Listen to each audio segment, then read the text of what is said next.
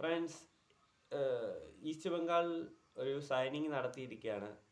അവർക്കൊന്നും ഈ അനിശ്ചിതത്വമൊന്നും പ്രശ്നമല്ല. അവർക്കറിയാം ISL തുടങ്ങും, സ്റ്റാർട്ടാവും. അല്ലാതെ കേരള ബ്ലാസ്റ്റേഴ്സിനെ പോലെ മറ്റ് കളിക്കാൻ നിൽക്കുന്ന പ്ലേയേഴ്സിനെ കൂടെ പറഞ്ഞു വിടുന്ന മാനേജ്മെൻ്റ് അല്ലല്ലോ അവരുടെ.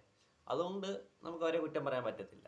ഇപ്പോൾ ഇതാ FC ഗോവയുടെ വിങ്ങർ അല്ലെങ്കിൽ തീപ്പൊരിയായിരുന്ന ഒരു കുന്തമനയായിരുന്ന ജയ് ഗുപ്ത താരത്തെ സ്വന്തമാക്കി ഈസ്റ്റ് ബംഗാൾ. ഈ FC ഗോവയിൽ നിന്നും വലിയൊരു ട്രാൻസ്ഫർ ഫീയോടെ കൂടെയാണ് ജയ് ഗുപ്ത എന്ന് പറയുന്ന താരത്തെ ഈ ഈസ്റ്റ് ബംഗാൾ സ്വന്തമാക്കിയത്. കരണ്ട് പോയി, അതാണ് ഈസ്റ്റ് ബംഗാൾ സ്വന്തമാക്കിയത്.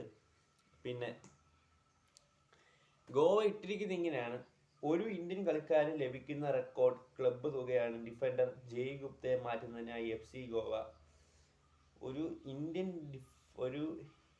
ഇന്ത്യൻ കളിക്കാരന് ലഭിക്കുന്ന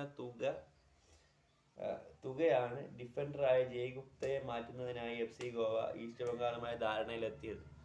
പിന്നെ തുടർച്ചയായ സെമി ഫൈനലുകളിൽ എത്താനും കലിംഗ സൂപ്പർ കപ്പ് ഉയർത്താനും അവരെ സഹായിച്ച ജയ് ഗുപ്തയ്ക്ക് അവർ നല്ല ആശംസകളും കാര്യങ്ങളൊക്കെ അറിയിക്കുന്നുണ്ട്. തൻ്റെ മുമ്പോട്ടുള്ള ആവശ്യങ്ങൾക്കും എല്ലാ ഭാവതങ്ങളും FC ഗോവ നേരുന്നുവെന്നാണ്. പിന്നെ റെക്കോർഡ് 1.6 കോടി രൂപയ്ക്കാണ് ഈസ്റ്റ് ബംഗാൾ ഗോവയിൽ നിന്നും ജയ് ഗുപ്തയെ സ്വന്തമാക്കിയത്. പിന്നെ ഇപ്പം ഞാൻ കുറച്ച് ലേറ്റ് ആവുന്നതിന് കാരണം ഇച്ചിരി പണി നടക്കുകയാണ്. അതുകൊണ്ടാണ് ഒരു വീഡിയോ ഒക്കെ ഉള്ളൂ എപ്പോഴും ഇടുന്നത്. എല്ലാവരും സഹകരിക്കുക.